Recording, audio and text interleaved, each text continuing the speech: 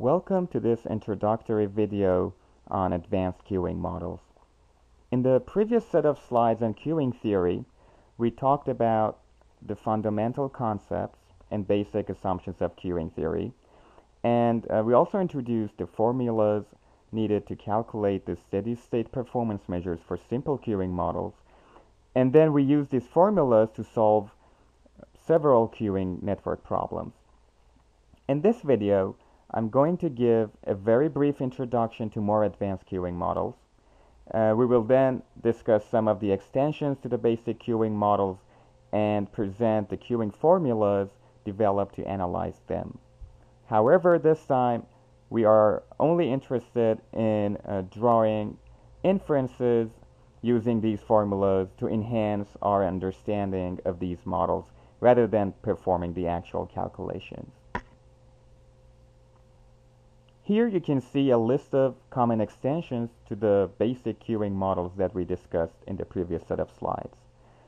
The first extension that we are going to discuss today includes single or multi-server queuing models with general arrival and service distributions.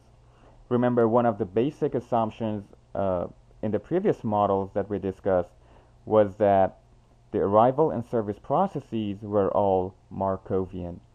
In a GGC model, however, we consider a more general situation where inter-arrival times and service times follow a general distribution with a known mean and standard deviation.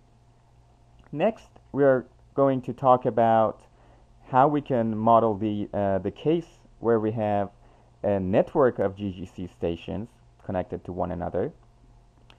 And then in the third extension, we will discuss machine failure and the queuing formulas developed to analyze the case where the server is not reliable.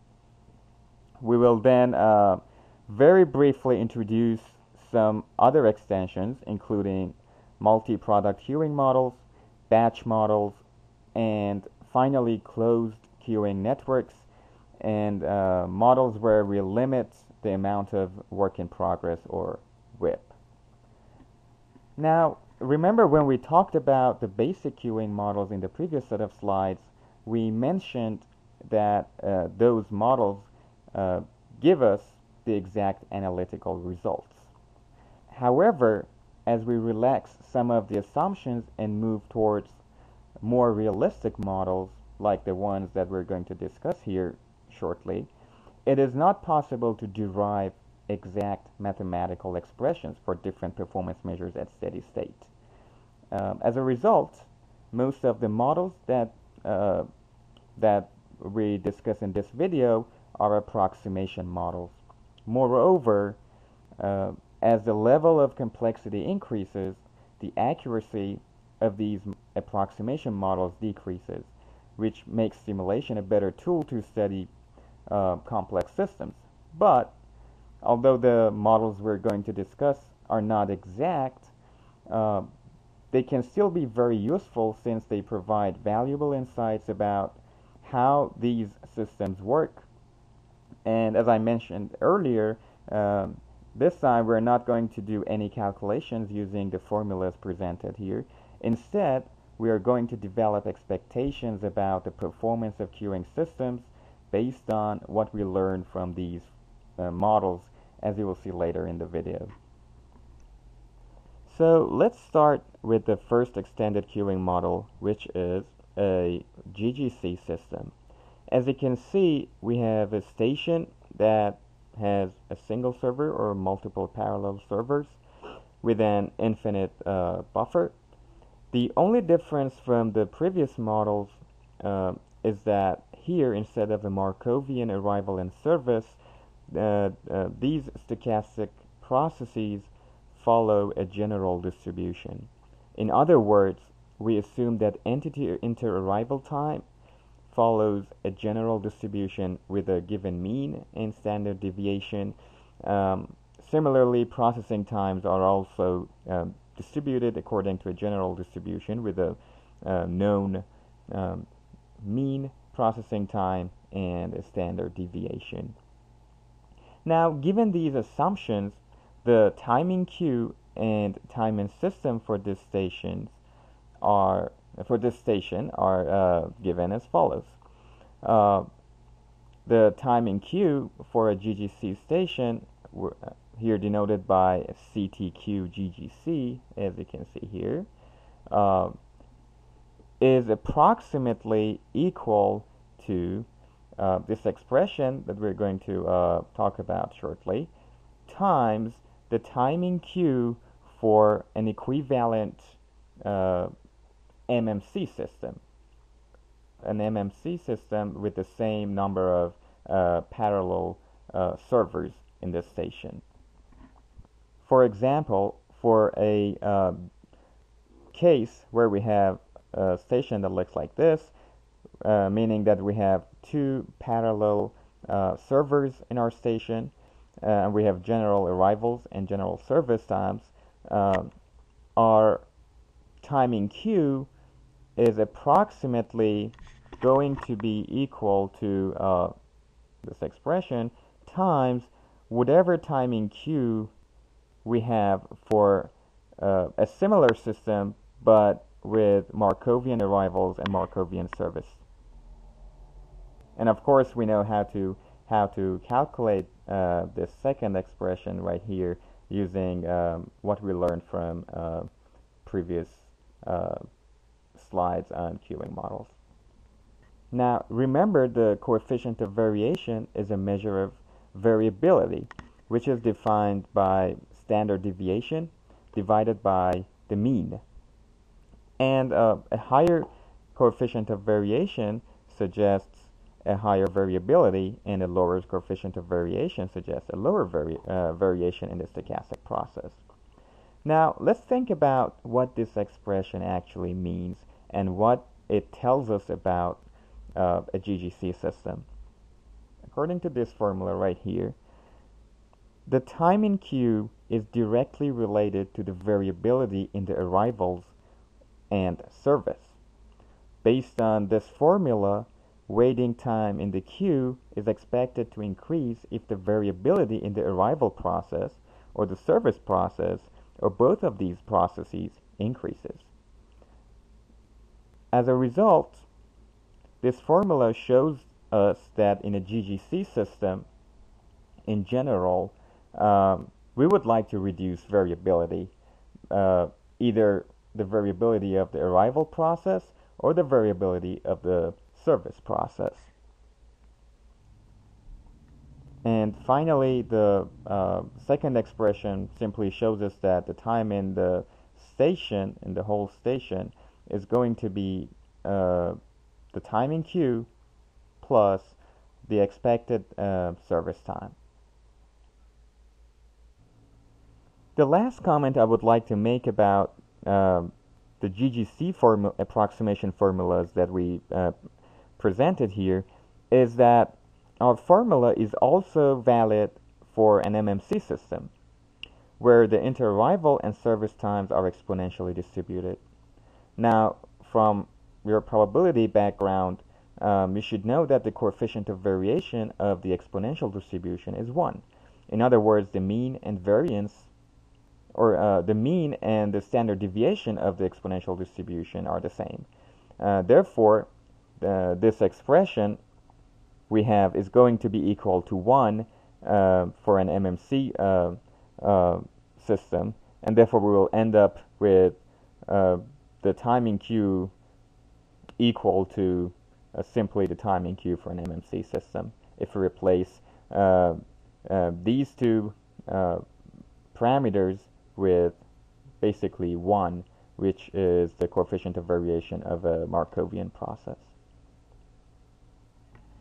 Now that we know the approximation formula for a GGC system, let's see how we can go one more step forward and analyze a network of GGC stations. So let's consider the case where we have two stations in series. In other words, we have the first GGC station where parts arrive from an external source, And then after parts are processed in the first station, they're transported to the second GGC station.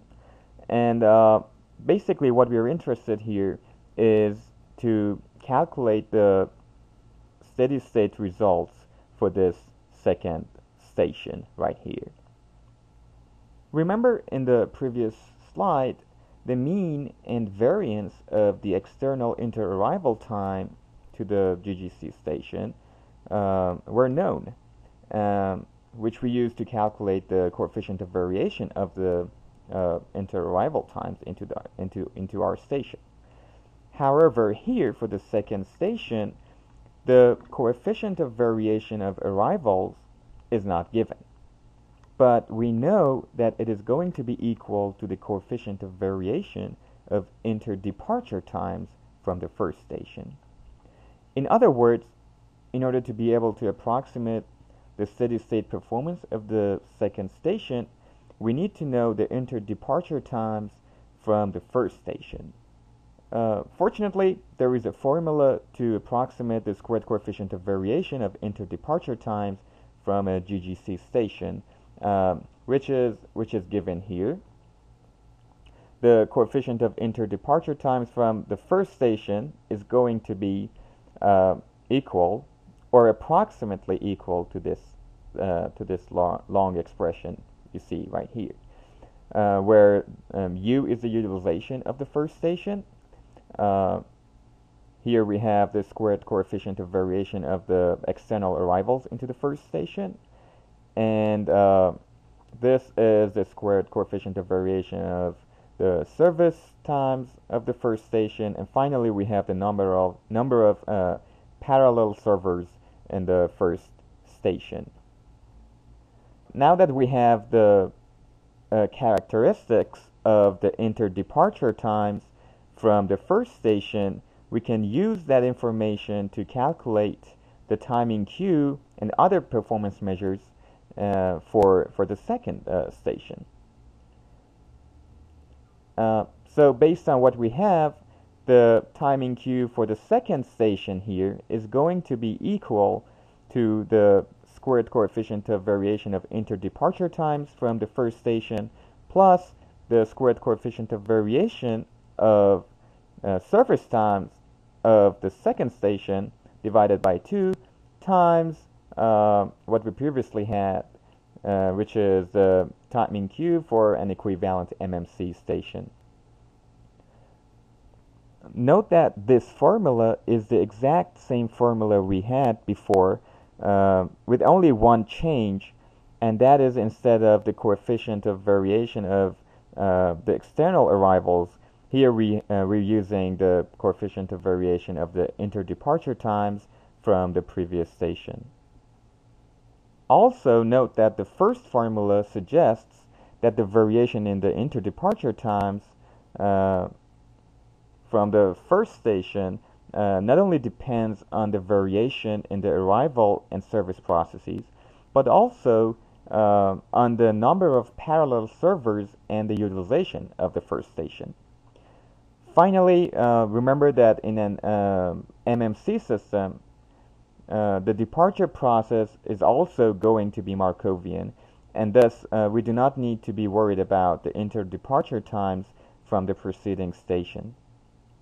In fact, in our approximation formula, if we replace the coefficients of variation for the arrival and service to 1, we will end up with the coefficient of variation of departures equal to that of the arrivals, which is exactly what we expect to have for an MMC system. The last common extension to basic queuing models that we are going to discuss in this video is machine failure. We all know that in a manufacturing setting, one of the most common types of disruptions in the production processes is machine breakdown. However, this model can also be used for any other types of disruptions in the processing of jobs. Basically, any disruption that occurs periodically can be modeled or captured using this concept of machine failure. For example, consider a restaurant or a store where the cashier needs to change the cash register tape periodically. Um, and when you think about this process, you will see that we can also model this uh, uh, process of changing the cash register tape as a machine failure, because essentially the net effect of that is that the cashier won't be able to process jobs or won't be able to check out customers when the machine is out of tape. Now let's see how we can model machine failures using queuing theory. Um, the first thing we need to define is something called machine availability. In simple words, availability is essentially the long-run average fraction of time that the machine is up and working. Therefore, availability is computed as uh, the expected time to failure, which is the machine uptime, divided by the uptime plus the downtime, which is the expected time to repair. Based on what we have here, we can then define the notion of an effective processing time, which is given by the normal or the uninterrupted processing time divided by the availability. Now, note that essentially what we're doing here is that we are capturing the effect of machine failures by assuming an effective processing time that is larger than the normal uninterrupted processing time. And we know the expected value of the effective processing time is larger than the expected value of the normal processing time because our availability for a machine that is subject to failure is going to be strictly less than 1. Given the above, and assuming exponentially distributed time to failures and general repair times, the squared coefficient of variation of the effective processing time can be calculated using this formula. Now we have all of the information we need to analyze the steady state results for a GGC system with machine failures. All we need is to use the expected value of the effective processing time instead of the expected value of the normal processing time, and the coefficient of variation of the effective processing time instead of the coefficient of variation of the normal processing time in the formulas that we discussed in the previous slides. Now, again, as we mentioned before, in this video we're not interested in doing any calculations, but rather deriving insights from these formulas. Now let's take a closer look at these formulas that we just presented here. What we expect to happen when we have machine failure is that parts spend on average a longer time in the processing station, and also we expect the variation of the time that parts spend in the system to increase. Now let's see if our formulas also reflect these two expectations that we just developed. Since our availability is strictly less than 1, we already discussed that our effective processing time is going to be greater than our normal processing time. So our formula is in line with our first expectation. Secondly, if you look closely, we have the squared coefficient of variation of the effective processing time equal to the squared coefficient of variation of the normal service time plus a positive value, which shows that in the presence of machine failures, the variability of the time that parts or jobs spent in the processing station is also increased.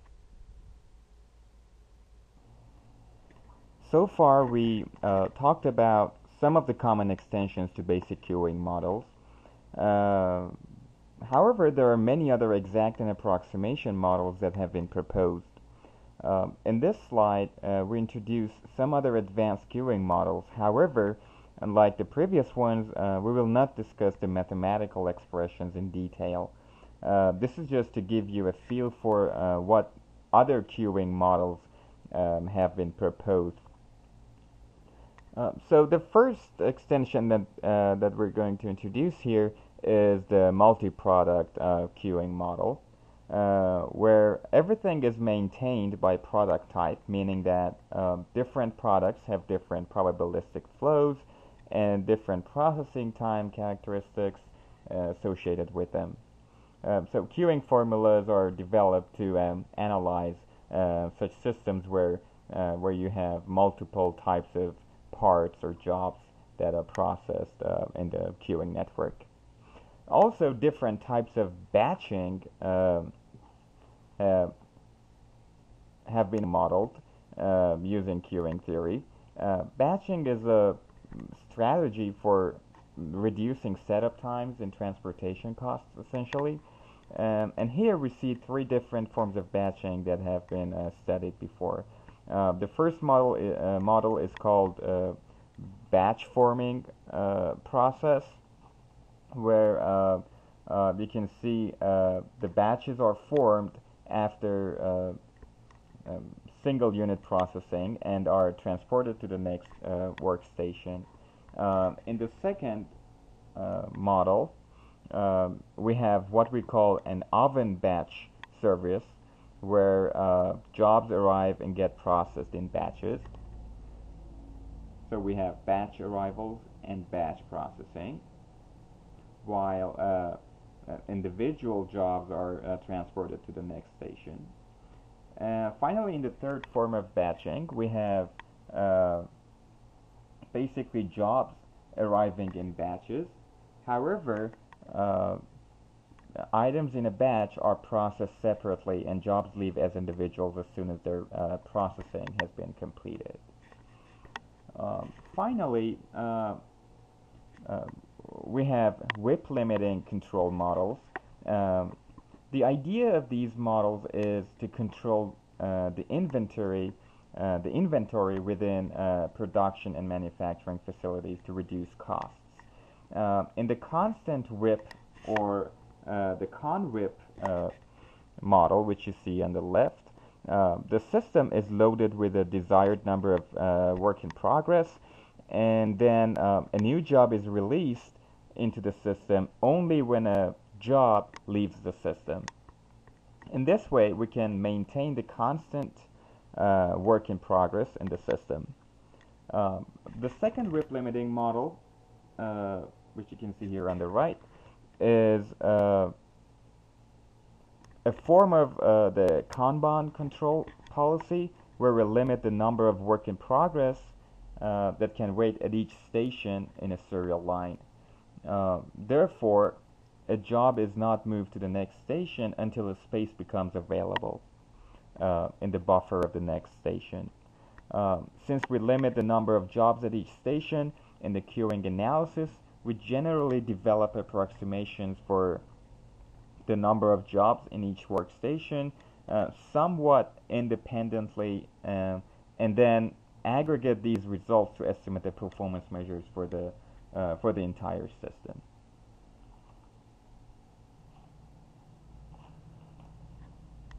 Here is a short in-class assignment to put to test what you've learned from this video. Consider the above queuing network consisting of 4 single server stations where all arrivals are Poisson and processing times are exponentially distributed as well. For each of the following 2 scenarios, what you're expected to do is to answer these questions using your intuition rather than doing any actual calculation here. you should be able to develop an expectation of what will happen in each case based on what you learned in this video. In the first part, suppose that machine C is not completely reliable. The time between machine breakdowns is exponentially distributed with a mean of 4 hours, while repair times follow a log normal distribution with a mean of 25 minutes and a standard deviation of 10 minutes. Based on what you learned in this video, you need to explain how you expect the queuing performance measures to change. Now remember, the measures we're interested in a typical queuing problem are the utilization and waiting time in the queue, waiting time in the station, average number in queue, average number in station. So for each station A through D, you need to explain whether these measures increase, decrease, or remain the same based on what you learned. Also, you need to explain how you would expect the average time an entity spends in the whole system, as well as the number in system to change. In the second case, we have the original queuing network without the machine failure, considered in case 1. But this time, we are going to change all service time distributions from exponential to a symmetric triangular distribution with the same mean processing time. Again, you will need to develop expectations about how the performance measures for individual stations, as well as the average time and number in system, would change. In other words, which one goes up, which one goes down, and which one stays the same. After you finish this activity, to see if your answers are correct or not, I highly suggest that you try building a simulation model of this queuing network, and then try to implement the above two cases, or the two cases that we just discussed, to observe how the steady state performance measures actually change, and see if your expectations were correct. This concludes our video session on advanced queuing models. If you want to learn more about the queuing models discussed in this video, you can refer to the textbook by Curry and Feldman that is provided here. Thank you for watching this video.